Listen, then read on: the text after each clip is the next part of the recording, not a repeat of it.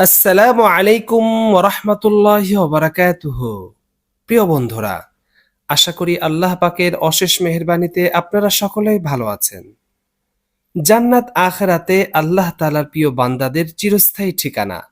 এটি আল্লাহর পুরস্কার, সম্মান, মর্যাদা ও স্থায়ী সুখের স্থান। আর জাহান্নাম আল্লাহ তাআলার অবাধ্য ও পাপী বান্দাদের শাস্তির জায়গা। প্রত্যেক মুমিনের অন্তরে জান্নাত লাভ ও জাহান্নাম থেকে পরিত্রাণ পাওয়ার আকাঙ্ক্ষা থাকে এবং থাকাই উচিত। আল্লাহ তাআলার কাছে জান্নাত লাভ ও জাহান্নামের শাস্তি থেকে আশ্রয় প্রার্থনা করে বারবার দোয়া করা উচিত।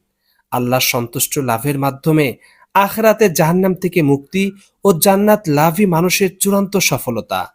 আল্লাহ তাআলা বলেন, প্রতিটি প্রাণী মৃত্যুর স্বাদ গ্রহণ করবে, আর অবশ্যই কিয়ামতের দিন তাদের প্রতিদান পরিপূর্ণ দেওয়া হবে।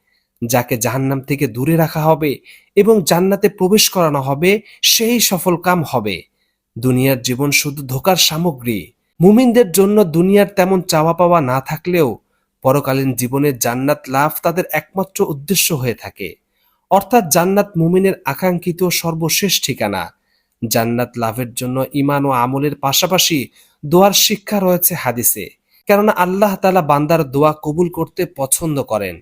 আল্লাহ তাআলা ইরশাদ করেন, তোমরা আমাকে ডাকো, আমি তোমাদের ডাকে সাড়া দিব। রাসূলুল্লাহ সাল্লাল্লাহু আলাইহি সাল্লাম বলেছেন, কোন লোক আল্লাহ তাআলার নিকট ৩ বার জান্নাত প্রার্থনা করলে তখন জান্নাত বলে, হে আল্লাহ, তাকে জান্নাতে প্রবেশ করান।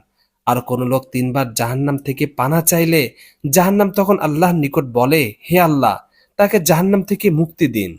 দোয়াটি হলো, আল্লাহুম্মা ইন্নী আসআলুকাল জান্নাতা ওয়া আউযু বিকা মিনান নার। হে আল্লাহ, আমি আপনার কাছে জান্নাত কামনা করছি এবং জাহান্নাম থেকে আপনার কাছে আশ্রয় প্রার্থনা করছি।